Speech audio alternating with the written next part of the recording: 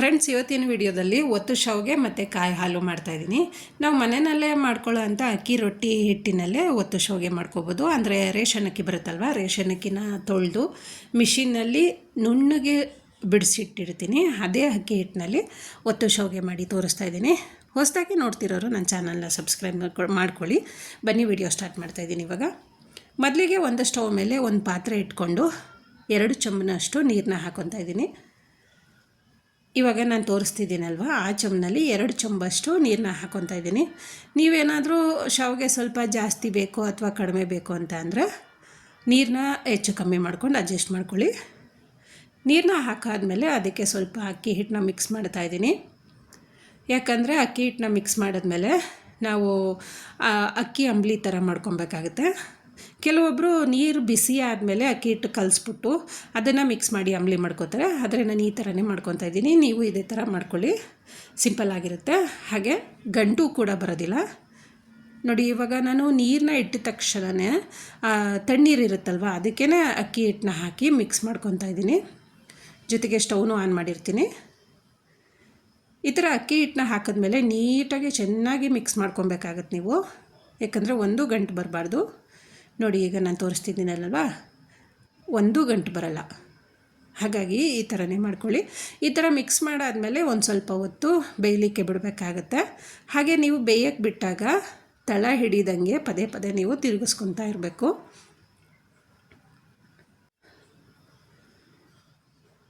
ರುಚಿಗೆ ತಕ್ಕಷ್ಟು ಉಪ್ಪು ಹಾಕ್ಕೊತಾ ಇದ್ದೀನಿ.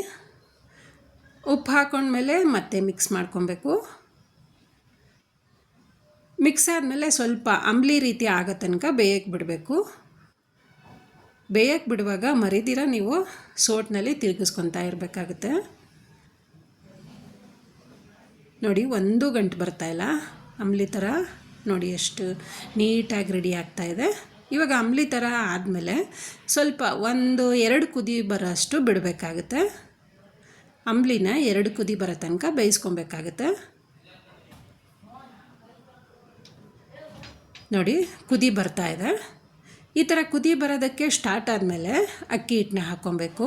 ನೀವು ಸೇಮ್ ಏನು ರಾಗಿ ಮುದ್ದೆ ಮಾಡ್ತೀರಾ ಅದೇ ರೀತಿ ಮಾಡ್ಕೊಳ್ಳಿ.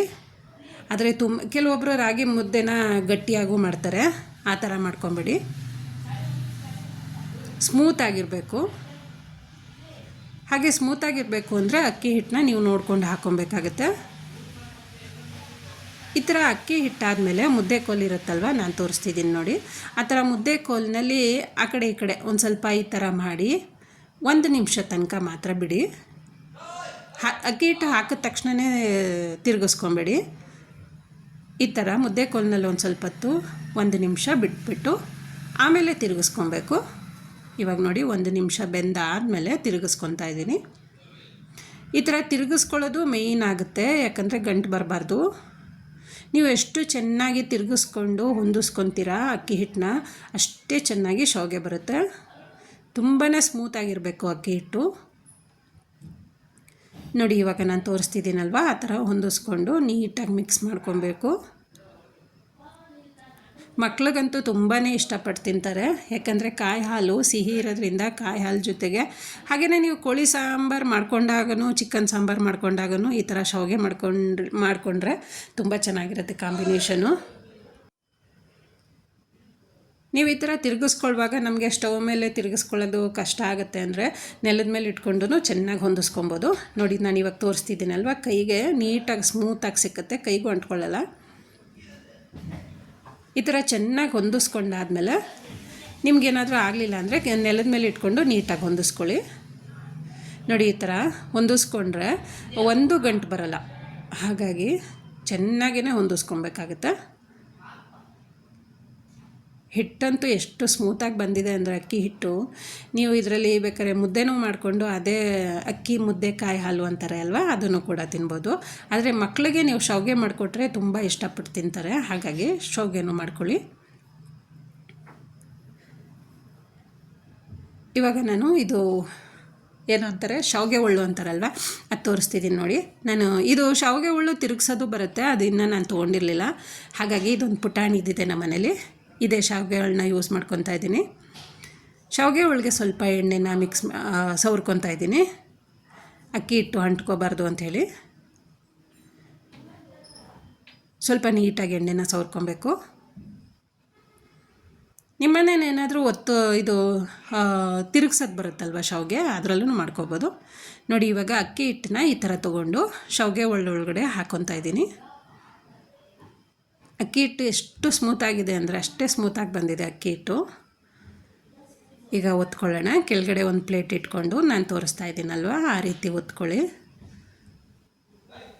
ಮಕ್ಳಿಗಂತೂ ಬ್ರೇಕ್ಫಾಸ್ಟ್ಗೆ ತುಂಬಾ ಇಷ್ಟವಾಗಿರೋವಂಥ ತಿಂಡಿ ಒತ್ತು ಶಾವಿಗೆ ಮತ್ತು ಕಾಯಿ ಹಾಲು. ನೋಡಿ ಎಷ್ಟು ನೀಟಾಗಿ ಬರ್ತಿದೆ ಅಲ್ವಾ. ವಾವ್, ಒಳ್ಳೆ ಮ್ಯಾಗಿ ಥರ ಉದ್ರಾಗಿ ಬರ್ತಾಯಿದೆ. ನೀವು ಈ ವಿಧಾನದಲ್ಲಿ ಒಂದು ಸಲ ಶಾವಿಗೆ ಟ್ರೈ ಮಾಡಿ.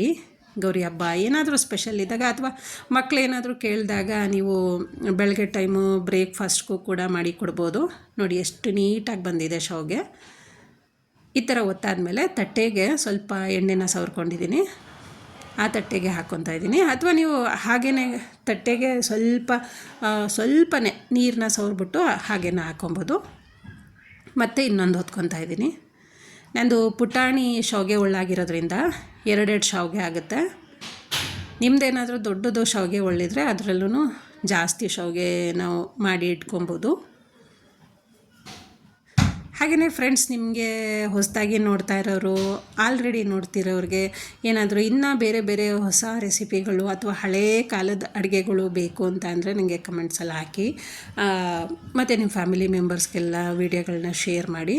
ಯಾಕಂದರೆ ನೀವು ಹಾಕೋವಂಥ ಕಮೆಂಟ್ಸ್ಗಳು ನಾವು ನಿಮಗೆ ಇನ್ನೂ ಬೇರೆ ಥರ ವೀಡಿಯೋ ಮಾಡಬೇಕು, ನಿಮಗೆ ಹೊಸ ರೆಸಿಪಿ ತೋರಿಸ್ಬೇಕು ಅಂತ ಅನಿಸುತ್ತಲ್ವ. ಹಾಗಾಗಿ ನಿಮ್ಮ ಕಮೆಂಟ್ಸ್ಗೋಸ್ಕರ ಕಾಯ್ತಾ ಇರ್ತೀನಿ. ನೋಡಿ ಎಷ್ಟು ನೀಟಾಗಿ ಬಂದಿದೆ ಶಾವಿಗೆ. ವಾವ್, ಶಾವಿಗೆ ಅಂತೂ ರೆಡಿ ಆಯಿತು. ಒತ್ತು ಶಾವಿಗೆ.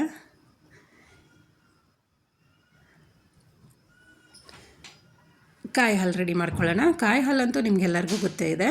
ನಾನು 1 ಹೋಳನಷ್ಟು ಕಾಯಿ ತುರಿನ ತೊಗೊಂಡು ಜಾರ್ಗೆ ಹಾಕ್ಕೊತಾ ಇದ್ದೀನಿ. ಜೊತೆಗೆ 2 ಏಲಕ್ಕಿ ಕಾಯಿ, ಸ್ವಲ್ಪ ನೀರನ್ನ ಮಿಕ್ಸ್ ಮಾಡಿ 1-2 ರೌಂಡು ತಿರುಗಿಸ್ಕೊಂಬರ್ಬೇಕು. ನೋಡಿ ಇಷ್ಟು ಸಣ್ಣ ಆದಮೇಲೆ ಬೆಲ್ಲನ ಹಾಕ್ಕೊತಾ ಇದ್ದೀನಿ. ಬೆಲ್ಲನ ಹಾಕ್ಕೊಂಡು ಸ್ವಲ್ಪ ನೀರನ್ನ ಮಿಕ್ಸ್ ಮಾಡಿ ನುಣ್ಣಗೆ ರುಬ್ಕೊಬೇಕು. ನೋಡಿ ರುಬ್ಬಿದ್ದಾಗಿದೆ.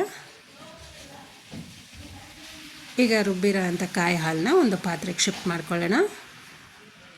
ಕಾಯಿ ಹಾಲು ತೀರಾ ಗಟ್ಟಿಗೂ ಇರಬಾರ್ದು, ಸ್ವಲ್ಪ ತೆಳುನಲ್ಲೇ ಇರಲಿ. ಜಾರ್ಗೆ ಸ್ವಲ್ಪ ನೀರು ಮಿಕ್ಸ್ ಮಾಡಿ ಅದನ್ನು ಮಿಕ್ಸ್ ಮಾಡ್ಕೊತಾ ಇದ್ದೀನಿ. ವಾವ್, ತುಂಬ ಚೆನ್ನಾಗಿದೆ. ನನಗಂತೂ ಕಾಯಿ ಹಾಲು ಶಾವಿಗೆ ಅಂದರೆ ತುಂಬ ಇಷ್ಟ. ಯಾಕಂದರೆ ಚಿಕನ್ ಸಾರಿಗಿಂತ ನಮ್ಮ ಮನೆಯಲ್ಲೆಲ್ಲ ಕಾಯಿ ಹಾಲನ್ನೇ ಇಷ್ಟಪಡ್ತಾರೆ ಶಾವಿಗೆಗೆ. ಕಾಯಿ ಹಾಲು ರೆಡಿ ಆಯಿತು. ತುಂಬಾ ಚೆನ್ನಾಗಿ ಬಂದಿದೆ ಕಾಯಿ ಹಾಲು. ಸರ್ವ್ ಮಾಡೋಣ ಬನ್ನಿ ಫ್ರೆಂಡ್ಸ್. ಹಾಗೆಯೇ ಇವತ್ತಿನ ವಿಡಿಯೋದಲ್ಲಿ ನಾನು ಮಾಡಿರೋಂಥ ಶಾವಿಗೆ ಮತ್ತು ಕಾಯಿ ಹಾಲು ನಿಮ್ಗೆ ಇಷ್ಟ ಆಗಿದರೆ ದಯವಿಟ್ಟು ಶೇರ್ ಮಾಡಿ ನಿಮ್ಮ ಫ್ಯಾಮಿಲಿ ಮೆಂಬರ್ಸ್ಗೆಲ್ಲ, ಹಾಗೆ ನಿಮ್ಮ ಸ್ನೇಹಿತರಿಗೆಲ್ಲ ಈ ವಿಡಿಯೋನ ತಪ್ಪದೆ ಶೇರ್ ಮಾಡಿ. ವಿಡಿಯೋ ಇಷ್ಟ ಆಗಿದರೆ ಲೈಕ್ ಮಾಡಿ, ಶೇರ್ ಮಾಡಿ, ಸಬ್ಸ್ಕ್ರೈಬ್ ಮಾಡಿ. ಹಾಗೆ ವಿಡಿಯೋದಲ್ಲಿ ಏನಾದರೂ ನಿಮಗೆ ಅನಿಸಿಕೆಗಳಿದ್ರೆ ಕಮೆಂಟ್ಸ್ ಹಾಕೋದು ಮಾತ್ರ ಮರಿಬೇಡಿ. ಮತ್ತೆ ಮುಂದಿನ ವಿಡಿಯೋಗಳಲ್ಲಿ ಸಿಗೋಣ. Thank you.